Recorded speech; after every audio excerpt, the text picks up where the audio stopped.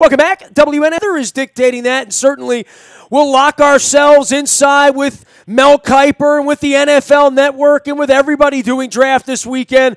He is our head coach on behalf of the Living Classrooms Foundation, and it's been a little while since we have visited with Brian Billick. You can follow his journey out at Coach Billick on Twitter, and could have followed him out to Casey Cares, where, Coach, I was a little worried about you with these Eagles fans because you've taunted them for so long with your ring. I was wondering how that was going to influence your game night speeches now, and I thought you worked that in nicely with the Casey Cares people 2 weeks ago. Yeah, I wanted to. I give them a little bit of a touch because they ruined a big part of my shtick when I do the corporate speaking, because I always make fun of Eagles fans for, inviting them up to come look at our Super Bowl ring, something they've never seen before, and now they've got one. So they've knocked out one of my one-liners. But it was great. It was a fun night. Great to get to know that charity and that group a little bit, and really appreciated the people that came out to support it. Yeah, a lot of fallout from that because we did a piece with Casey Baines as well, and they're just doing unbelievable work. They're right down the hallway from where my wife battled, and we had a young man there that battled leukemia. So give a shout out to Casey Cares, and of course the Living Classrooms Foundation that we support year round here through Brian Billick joining us. And well, it's draft time, and I've purposely left you alone for the last time I saw you, we were on Radio Row, I think in Minnesota before the Super Bowl. Do you like what the Ravens have done? Do you like their offseason with wide receivers and now attempting to grab Snead, and it appears that's going to happen at this point? I don't know that you could say much more than if this is the glaring weakness and this is what we need to make better. They went out and got 3 National Football League receivers here. Yeah, and this has kind of been the MO. We've talked about it for a while, about this has kind of been the sore spot, and I was a part of that early, obviously, with the misses we've had at wide receiver, where the Ravens over the last 15 years have been the most successful, have been to go get the veteran receivers, whether it's Derek Mason, whether it's Anquan Bolden, whether it's Steve Smith. So they've had success with that kind of player, and it seems to be what they're approaching it with it now. But that doesn't preclude them, obviously, taking a wide receiver with their first pick in the draft. Well, at 16, I guess there's more and more notion that maybe that 5th quarterback is there. Maybe that's part of it. You were a guy in search of a quarterback. The Ravens will be in search of a quarterback at some point this weekend, we think, to complement Joe Flacco. Maybe not the replacement, but certainly someone to come in there and do what Tyrod Taylor did for a number of years as well. The quarterbacks, I can't fathom that these 5 guys aren't gone, because as much as we talk, on draft night, they fall in love with the quarterbacks. That is the modern era of this. You don't let quarterbacks sit there and fall to the bottom of the first round. Yeah, and sometimes you should. Let's remember, Tyrod Taylor was a 6th-round pick. Okay, so to take a quarterback, if they indeed take a quarterback with the 16th pick, no matter who it is, whether it's Mayfield or Jackson or whoever it may be, and one of them does fall. And I think there are going to be a number that do fall below 16. No matter how you want to couch it, no matter how you want to present it, when you take a guy that high, he's there to replace Joe Flacco, and sooner rather than later. Well, you don't take a guy at 16 and say, well, we're going to let okay, we can do the Brett Favre thing, and along with Aaron Rodgers, and that's always the poster child for that. But let's remember, that didn't turn out real well for Green Bay either, in terms of the way that actually went down. And it ended up being probably a little sooner than they thought it was going to be. And I don't know that Joe and his personality and where he stands with his stature right now, that would shake things up pretty good. Well, you said that you believe quarterbacks will be there. That's unto itself pretty bold statement, Coach. I haven't heard a lot of people say that, because in general, these general managers and the people that need to hold their jobs and coaches without quarterbacks, they do fall in love with the quarterbacks, and that has happened. Maybe that's not where your head would be at this point, but I'm shocked you would say there'd be a quarterback there at 16 for the Ravens today. Well, no, and I may be totally wrong, but history shows us that if there's not, then a lot of people made big mistakes. Because at the end of the day, history will tell. Maybe every one of these guys is going to be good, and there's no reason to think they're not going to be. There's no reason to think that Darnold and Allen and Rosen and Jackson and Mayfield, all the way to Mason Rudolph, aren't going to be great quarterbacks. There's absolutely no reason to think that DeMarcus Russell and Vince Young and Tim Couch and David Carr and Christian Ponder and Blaine Gabbert, on and on, list goes on. Well, there's no reason they shouldn't have been great quarterbacks. So, if that many quarterbacks go, clearly half of them are going to end up being wrong. A couple of these guys need to fall to the early second round. Need is a terrible evaluator. So if indeed this group, let's say 5 of them go prior to the Ravens, oh, baby, wrap your ankles and be ready, because this is going to get interesting. Well, it always does get interesting when the clock comes on and when quarterbacks are involved and when, as you pointed out, need becomes the reason you go and get someone. For the Ravens sitting at 16, they could be the beneficiary of that, but need is so much of what we sit here and talk about for 90 days. I don't know that wide receiver is need, but I tell you what, going out and getting Snead earlier this week and tying up money with an RFA, which is kind of unique. We haven't done a whole lot of that. We haven't lost a lot of those guys, haven't gone and gotten a lot of those guys. Obviously, it's prohibitive when you start talking about first and second round draft picks, and that's not what the case is here. But it says to me that Eric and Joe and Ozzie aren't really in love with any of these wide receivers as being a quick Band-Aid for anything, that the DJ Moores or the Calvin Ridleys, who they'll probably have a chance to take on Thursday night, one of those guys, or the Cortland Sutton guy, who any of those guys. If you loved one of those guys and you were going to use your draft capital on it, you probably wouldn't have gone out and given $10 million to the kid from New Orleans. It kind of steers me to the thought of they're probably not taking a wide receiver on Thursday, maybe not even on Friday.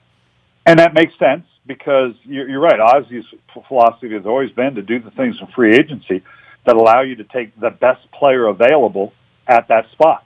And what will be interesting, if, as you're saying, if indeed that many quarterbacks get pushed up before them, that's a whole lot of good players being pushed back. So they're going to have an opportunity, particularly if what you're saying could happen, to get an edge rusher like Marcus Davenport, or a safety like Derwin James, or add a couple more corners like the Alexander from Louisville, or Mike Hughes from UCF. They could get one that I'm intrigued with, is they could get one of these. I think it's a good tight end draft. They could end up getting a tight end like the kid Hurst from South Carolina. I think DJ Moore from Maryland, this is kind of the area he may go, but they may very well, like you say, pass on that. The tackle McGlinchey from Notre Dame may fall to that. So there's a lot of good players that could really help them if indeed, like you say, these quarterbacks get pushed up early. You were always a guy that loved tight ends, and you love them in your offense, maybe because you were a tight end in your playing days as well. But that's been a missing ingredient around here, and they've tried in a lot of ways, certainly with Pitta and the unfortunate injuries he had, going back to drafting Dixon, then going through the Max Williams and the Nick Boyles and all of these guys. Still a very glaring need. How would you feel about a Hurst or a Gesicki at 16? Would that feel reachy to you to add that sort of an offensive piece and maybe something that Joe Flacco could go to right away? At 60, no, not at all. If you're talking the second day, I think this group of tight ends is as good as I've seen for a while. Now, do you take one with the the 16th pick? Maybe not. That might be a little rich, although some people have some of these tight ends up that high. But this is a good group, and to get that addressed in the second day with this group, I think would be a really good thing.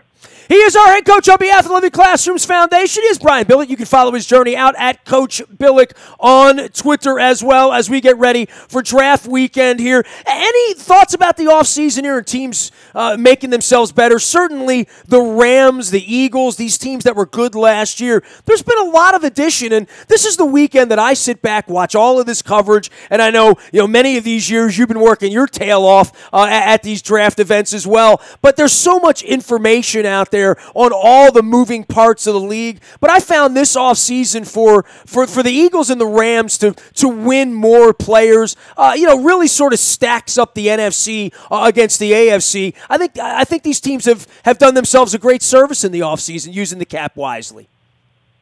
Yeah, and the cap is very favorable to a lot of people right now. And you could, again, you always have to be careful about stamping someone a winner in free agency, and they now are going to be a Super Bowl favorite. I think the teams that were good are going to continue to be good. In the NFC, I think Philadelphia and Atlanta maybe lead that list. In the AFC, you got to always consider, the Patriots being right there. Pittsburgh is going to be about the same, but that tends to be an up and down type of deal. In the AFC, it's a little. I think Houston getting Deshaun Watson back is going to be a huge factor. I love the upside on this kid. So there are a lot of teams. I think the teams that were good are going to continue to be good, although as we find every year, about half of them are going to be out of the playoffs next year.